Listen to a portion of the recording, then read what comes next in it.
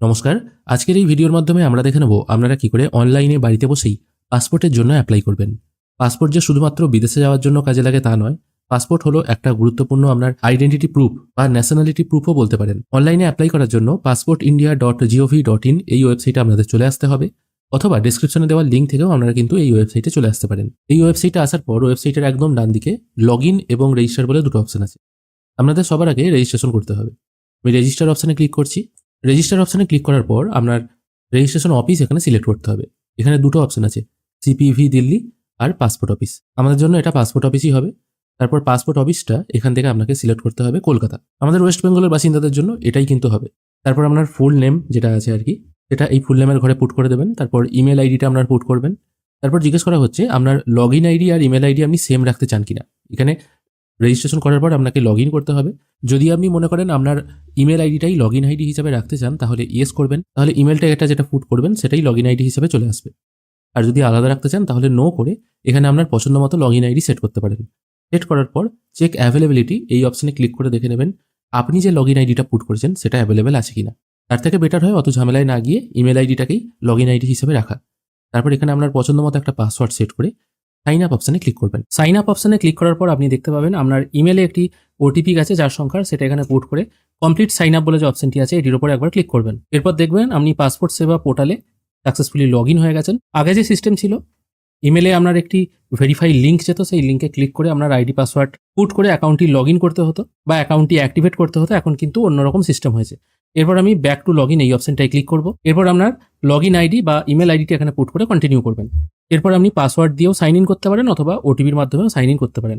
আমার পাসওয়ার্ড মনে আছে, আমি পাসওয়ার্ড পুট করে সাইন ইন করছি। এরপর এখান থেকে কিন্তু আপনারা অনেকগুলো অপশন দেখতে পাবেন, home, service, my application, fee detail.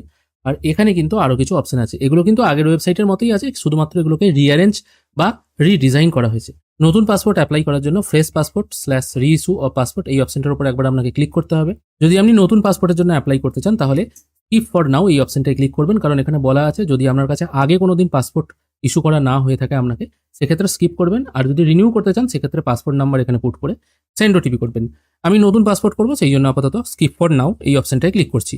এখান থেকে আমার পাসপোর্ট অফিস কলকাতা এটা সিলেক্ট থাকবে, তারপর নেক্সট করব। এরপর এখানে দেখতে পাচ্ছেন টোটাল এখানে 9টা প্রসেসে কিন্তু ফর্মটা আপনার ফিল আপ হবে। এবার এই 9টা প্রসেসই আমি একটা একটা করে দেখাবো। পেজটির একটু আমি নিচের দিকে চলে এসেছি, এখানে দেখা যাচ্ছে এখন অ্যাপ্লাই ফর, এখানে ফ্রেশ আর রিইস্যু। যদি আপনি নতুন পাসপোর্টের জন্য অ্যাপ্লাই করেন তাহলে ফ্রেশ অপশনটায় চুজ করবেন।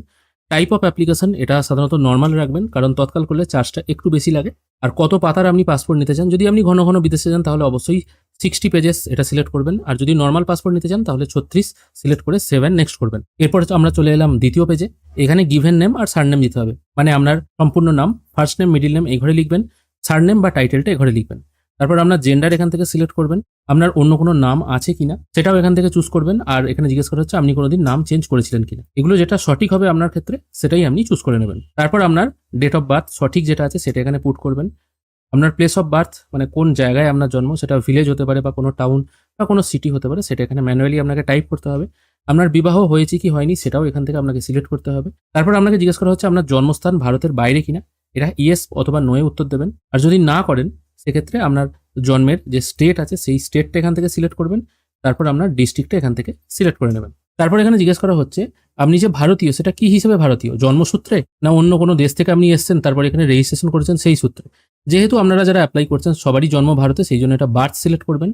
তারপর এখানে প্যান নাম্বার পুট করতে বলা হচ্ছে, যদি থাকে আর কি, যদি থাকে পুট করবেন, অন্যথায় পুট করার দরকার নেই।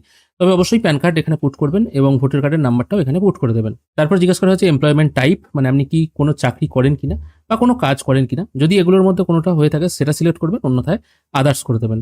পরবর্তী অংশে জিজ্ঞাসা করা হচ্ছে আপনার বাবা মা বা স্বামী অথবা স্ত্রী কেউ গভর্নমেন্ট সার্ভেন্ট কিনা, মানে কেউ সরকারি চাকরি করে কিনা, সেটাও ইয়েস অথবা নোয়ে উত্তর দেবেন। আপনার এডুকেশনাল কোয়ালিফিকেশন কতদূর, মানে আপনি কতদূর পড়াশোনা করেছেন সেটাও এখান থেকে আপনাকে সিলেক্ট করে নিতে হবে।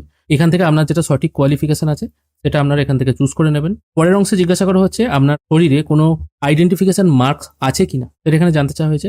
এটাও এখানে মেনশন করে দিতে পারেন, যদি কিছু না থাকে তাহলে নট অ্যাপ্লিকেবল করে দেবেন। তারপর এখানে আধার নাম্বারটা পুট করে দেবেন এবং নিচের দিকে আই এগ্রির নিচে ইয়েস অপশনটায় টিক মার্ক দিয়ে সেভ অ্যান্ড নেক্সট করবেন।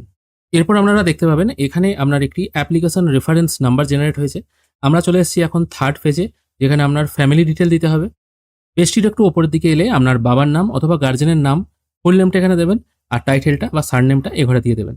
একই রকমভাবে আপনার মায়ের ফুল নেম, মিডিল নেম এবং সারনেমটা পাশের ঘরে দিয়ে দেবেন। লিগ্যাল গার্জিয়ান যদি কেউ থেকে থাকে তার নাম এখানে দেবেন আর সারনেম পাশের ঘরে দেবেন। স্পাউস নেম যদি আপনি বিবাহিত হয়ে থাকেন তাহলে স্পাউসের নেমটা এখানে দেবেন, সারনেমটা এখানে দিয়ে সেভ অ্যান্ড নেক্সট করবেন। এরপর আমরা চলে আসছি 4 নম্বর অপশনে, অ্যাড্রেস ডিটেল অপশনে। এখানে আপনার অ্যাড্রেস ডিটেল ফুলফিল করতে হবে। প্রথমে জিজ্ঞাসা করা হচ্ছে আপনার বর্তমান অ্যাড্রেস আউটসাইড অফ ইন্ডিয়া কিনা। এটা অবশ্যই না হবে, এটা আমি নো রাখছি। তারপর আপনার অ্যাড্রেসটা এখানে বসাবেন। প্রথমে আপনার গ্রামের নাম বা যদি হাউস নাম্বার, স্ট্রিট নাম্বার থাকে সেটা এখানে বসিয়ে দেবেন। তারপর ভিলেজের নাম, পিনকোড এখানে ম্যানুয়ালি ফিল করবেন। তারপর স্টেট, ডিস্ট্রিক্ট, পুলিশ স্টেশন এখান থেকে আপনাকে ড্রপডাউন মেনু থেকে সিলেক্ট করতে হবে। ফোন নাম্বার এখানে পুট করবেন, টেলিফোন নাম্বার যদি থাকে দিয়ে দিতে পারেন। তারপর ইমেল আইডিটা এখানে পুট করে দেবেন। তারপর জিজ্ঞেস করা হচ্ছে আপনার পার্মানেন্ট অ্যাড্রেস আছে কিনা। এটা ইয়েস বা নয় উত্তর দেবেন। যদি ইয়েস করেন তাহলে জিজ্ঞাসা করা হচ্ছে আপনি এখানে যে অ্যাড্রেসটা ফিল করলেন সেটার সঙ্গে পার্মানেন্ট অ্যাড্রেস সেম কিনা। যদি সেম হয় ইয়েস করবেন, অন্যথায় নো করে যে অ্যাড্রেসটা আছে সেটা ফিল করে দিয়ে সেভ অ্যান্ড নেক্সট করবেন। এরপর আমরা চলে এসেছি 5 নম্বর অপশন, যেখানে আপনাকে এমার্জেন্সি কন্ট্যাক্ট ডিটেল দিতে হবে। এখানে আপনি এমার্জেন্সি কন্ট্যাক্ট ডিটেল হিসেবে যার নাম রাখতে চান তার নাম আর অ্যাড্রেসটা দিয়ে দেবেন, তার ফোন নাম্বার দেবেন, ইমেল আইডি ম্যান্ডেটারি নয়, তারপর সেভ অ্যান্ড নেক্সট করবেন। এরপর চলে এসেছি 6 নম্বর অপশনে, যেখানে আপনার প্রিভিয়াস পাসপোর্ট ডিটেল দেওয়া হচ্ছে। যদি আপনার আগে কোনো পাসপোর্ট থেকে থাকে তার ডিটেল এখানে পুট করতে হবে। এখানে যখন জিজ্ঞেস করা হচ্ছে আপনার আগে কোনো আইডেন্টিটি সার্টিফিকেট ছিল কিনা, যদি থাকে ইয়েস করবেন, অন্যথায় এটা নো করবেন। আপনার আগে কোনো পাসপোর্ট ছিল কিনা সেটাও এখানে জিজ্ঞেস করা হচ্ছে। যদি থাকে ডিটেলস অ্যাভেলেবেল করবেন, যদি কিছু না থাকে তাহলে ডিটেলস নট অ্যাভেলেবেল করে দেবেন। তারপর এখানে জিজ্ঞেস করা হচ্ছে আপনি কোনোদিন পাসপোর্টের জন্য অ্যাপ্লাই করেছিলেন কিনা কিন্তু ইস্যু হয়নি। হয়তো অ্যাপ্লাই করেছিলেন কিন্তু ইস্যু হয়নি, এরকম কোনো কেস হয়েছে কিনা, এটাকেও নো করে দিয়ে সেভ অ্যান্ড নেক্সট করবেন। এরপর আমরা ফিল আপ করবো 7 নম্বর অপশন বা আদার ডিটেল। এখানে অনেকগুলো অপশন আছে যার বাংলা অর্থ করলে সবগুলোই আপনাকে নাই করতে হবে। যেখানে বলা হচ্ছে আপনার এগেনস্টে কোনো ফৌজদারি মামলা আছে কিনা, বা আপনি কোনোদিন আদালত অবমাননা করেছেন কিনা, বা আপনি কোনোদিন জেলে গেছেন কিনা, এরকম কিছু ব্যাপার আছে।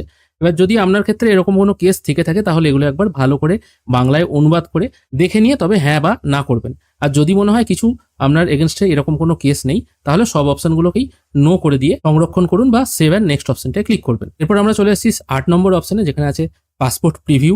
এই অপশনে এলে আপনি দেখতে পাবেন আপনার পাসপোর্টটি যখন প্রিন্ট হয়ে আপনার কাছে আসবে সেটা অ্যাকচুয়ালি কিরকম দেখতে হবে এবং কি কি ডিটেল এখানে লেখা থাকবে। যদি আপনার মনে হয়ে থাকে এগুলো সবকিছু ঠিকঠাক আছে তাহলে তো কোনো অসুবিধা নেই। আর যদি মনে হয় ভুল আছে তাহলে আপনি ব্যাক অপশনে গিয়ে এডিট করে নিতে পারবেন। যদি মনে হয় ঠিকঠাক আছে তাহলে সেভ অ্যান্ড নেক্সট করবেন। এরপর আমরা একদম 9 নম্বর অপশনে চলে এসেছি, যেখানে ডিটেল ভেরিফিকেশন আছে। এখানে আপনাকে চুজ করতে হবে প্লেস অফ বার্থ, এটা আপনাকে সিলেক্ট করে নিতে হবে আপনার কাছে কি ডকুমেন্টস আছে। এখানে দেখুন birth certificate, driving licence, voter ID card, pan card number, বিভিন্ন অপশন আছে। যেটা আপনার ক্ষেত্রে আছে বা যেটা আপনার কাছে আছে মনে হবে সেটা আপনি এখান থেকে সিলেক্ট করে নেবেন। তারপর জিজ্ঞেস করা হচ্ছে আপনি রেসিডেন্সিয়াল অ্যাড্রেস প্রুফ হিসাবে কি রাখতে চান। এটা অবশ্যই আধার কার্ড রাখবেন। তারপর এখান থেকে গ্র্যান্ড ডিজিলকার অ্যাক্সেস এই অপশনটা ক্লিক করবেন যাতে সবকিছু আপনার আধার থেকে ভেরিফাই হয়ে যায়। আমি এখানে সবার আগে ফোন নাম্বার চুজ করে নেক্সট করব। অবশ্য সেই ফোন নাম্বারটাই পুট করবেন যেটা আপনার আধারের সঙ্গে লিঙ্ক আছে। তারপর আপনার ফোনে একটি 6 সংখ্যার ওটিপি আসবে, সেটা এখানে পুট করে সাবমিট করবেন। এরপর এখানে ডিজিলকারের অ্যাক্সেস চাওয়া হচ্ছে, সেটা আপনি অ্যালাউ করে দেবেন। দেখুন সবকিছু ডাটা কিন্তু এখানে ফ্ল্যাশ হয়ে চলে এলো। এরপর যেখান থেকে আপনি অ্যাপ্লাই করছেন সেই প্লেসটা এখানে পুট করে দেবেন। ডেটটা বাই ডিফল্ট যেদিন আপনি অ্যাপ্লাই করছেন সেটাই থাকবে। তারপর প্রিভিউ অপশনে ক্লিক করবেন। প্রিভিউ করার সঙ্গে সঙ্গে আপনি যে ডাটাগুলো ফিল করলেন সেগুলো এখানে শো হবে। একবার ভালো করে চেক করে নেওয়ার জন্য এখানে প্রিন্ট অপশনে ক্লিক করে এই পাতাটার একটা প্রিন্টও নিয়ে নিতে পারেন। যদি মনে হয় সবকিছু ঠিকঠাক আছে তাহলে এটাকে ক্লোজ করে দেবেন। তারপর সাবমিট অপশনে ক্লিক করবেন। এখানে আপনার অ্যাপ্লিকেশন সাকসেসফুলি সাবমিট হয়ে গেল। এরপর আপনাকে ভেরিফিকেশন করানোর জন্য শিডিউল করতে হবে। শিডিউল করার জন্য পে অ্যান্ড শিডিউল অ্যাপয়েন্টমেন্ট এই অপশনটায় ক্লিক করবেন। এখানে ক্লিক করার সঙ্গে সঙ্গে আপনার রেফারেন্স নাম্বার এবং আরপিওটা ওপরে শো হবে। এবার আপনি কোথায় অ্যাপয়েন্টমেন্ট নিতে চান সেই ডেটগুলো কিন্তু এখানে চলে আসবে। আপনার বাড়ির নিয়ারেস্ট পাসপোর্ট ভেরিফিকেশন সেন্টার আছে সেটা এখান থেকে আপনি চুজ করে নেবেন এবং কত তারিখ থেকে ডেট খালি আছে সেটাও কিন্তু এখানে শো হবে। ধরা যাক আমি এখান থেকে একটি ডেট এখান থেকে সিলেক্ট করে নিচ্ছি। ধরা যাক আমি এখান থেকে পিওপিএসকে আসানসোল এটা আমি সিলেক্ট করে নিলাম। এখানে সিলেক্ট করার সঙ্গে সঙ্গে এখানে একটি কনফার্মেশন চাওয়া হচ্ছে, এটা আমি আপাতত ওকে করে দিচ্ছি। ওকে করার সঙ্গে সঙ্গে এখানে কত তারিখে ডেট ফাঁকা আছে সেটা আপনি সিলেক্ট করতে পারবেন। যেমন এখানে এই ক্যালেন্ডার অপশনটায় ক্লিক করলে সবুজ যে অংশগুলো দেখাচ্ছে সেগুলোতে ডেট ফাঁকা আছে, সেগুলোতে আপনি অ্যাপয়েন্টমেন্ট নিতে পারবেন। বাদ বাকি অপশনগুলো দেখুন এখানে ইনঅ্যাক্টিভ দেখাচ্ছে, নেক্সট করলেও আপনি যেতে পারবেন না। শুধুমাত্র এই সবুজ যে 5টা ডেট আছে এই অনুযায়ী আপনি সিলেক্ট করতে পারবেন। এবার আজকে 6 তারিখ যেদিন আমি ভিডিও বানাচ্ছি, তারপরে এতদিন পর ডেট পাচ্ছেন। এবার আপনারা যদি অন্য কোনো পাসপোর্ট অফিস সিলেক্ট করেন সেক্ষেত্রে আরও কাছে হয়তো ডেট পেতে পারেন। এখান থেকে ডেট চুজ করে নেওয়ার পর একটু নিচের দিকে এসে মেক পেমেন্ট অপশানে ক্লিক করবেন। তারপর ওকে করে দেবেন। এখানে আপনাকে পেমেন্ট করতে হবে 1500 টাকা। যদি এটা তৎকাল পাসপোর্ট হিসেবে পেমেন্ট করতেন আপনাকে পেমেন্ট করতে হতো 2500 টাকা। পেমেন্ট করার জন্য পে নাও অপশানে ক্লিক করবেন। এখান থেকে আপনারা ইউপিআই চুজ করে নেবেন। তারপর কিউআর কোড চুজ করবেন। কিউআর চুজ করার সঙ্গে সঙ্গে দেখতে পাবেন আপনার সামনে একটি কিউআর জেনারেট হয়ে চলে এসেছে। এটা আপনারা আপনাদের ফোনপে বা গুগল পের মাধ্যমে স্ক্যান করে পেমেন্ট করে দিলেই কিন্তু পেমেন্ট প্রসেস কমপ্লিট হয়ে যাবে। এখানে অনেকে প্রশ্ন করতে পারেন, এটা যেহেতু এসবিআই পেমেন্ট গেটওয়ে থেকে হচ্ছে, আমার কাছে যদি এসবিআই ব্যাংকের অ্যাকাউন্ট না থাকে তাহলে কি আমি পেমেন্ট করতে পারবো না? না, এরকম কোনো ব্যাপার নেই। এটা হচ্ছে এসবিআই পেমেন্ট গেটওয়ে, যেমন রজার পে পেমেন্ট গেটওয়ে আছে বা বিলডেক্স পেমেন্ট গেটওয়ে আছে, এটাও কিন্তু এই একই সিস্টেম। ব্যাংকের অ্যাকাউন্ট যে থাকতে হবে তার কোনো মানে নেই। যে কোনো ব্যাংকের অ্যাকাউন্ট থাকলে কিন্তু আপনি এখানে ফোনপে বা গুগল পের মাধ্যমে স্ক্যান করে পেমেন্ট করে দিলেই কিন্তু পেমেন্ট প্রসেস কমপ্লিট হয়ে যাবে। পেমেন্ট প্রসেস কমপ্লিট হয়ে যাওয়ার পর একটুখানি ওয়েট করবেন, রিফ্রেশ করতে যাবেন না বা ব্যাক বাটন প্রেস করবেন না। পেমেন্ট কমপ্লিট হয়ে যাওয়ার পর আপনাদের সামনে এই টাইপের ড্যাশবোর্ড চলে আসতে পারে। এক্ষেত্রে আপনাদের একটি ফর্ম ডাউনলোড করতে হবে। এই জন্য এই যে এখানে 3 ডট আছে, এই 3 ডটের পাশে ভিউ অপশনে ক্লিক করবেন। ভিউ অপশনে ক্লিক করার পর আপনি কবে ফর্ম সাবমিট করেছেন সেটা এখানে শো হবে। একটু নিচের দিকে প্রিন্ট অ্যাপ্লিকেশন রিসিট বলে একটি অপশন আছে, এটির ওপর একবার ক্লিক করবেন। এখানে সেই একই রকমভাবে আপনার ডিটেলস শো হবে। এটির একটু নিচে চলে এলে প্রিন্ট অ্যাপ্লিকেশন রিসিট এই অপশনটায় ক্লিক করবেন। তাহলেই আপনাদের সামনে এই টাইপের একটি রিসিট জেনারেট হয়ে চলে আসবে। এটাই কিন্তু প্রিন্ট আউট করে আপনাদের পাসপোর্ট অফিসে নিয়ে যেতে হবে। আশা করি আপনাদেরকে বোঝাতে পারলাম কিভাবে খুব সহজে আপনারা অনলাইনে পাসপোর্টের জন্য অ্যাপ্লিকেশন করতে পারবেন। পাসপোর্ট অ্যাপ্লিকেশন করার পর যে ডেট আপনি শিডিউল করেছেন ভেরিফিকেশনের জন্য, এখানে আপনাকে যেতে হবে। ওখানে হিয়ারিং হয়ে গেলে বা ভেরিফিকেশন হয়ে গেলে আপনাকে নিয়ারেস্ট পুলিশ স্টেশন থেকে ডকুমেন্টস ভেরিফিকেশনের জন্য ডাকা হবে।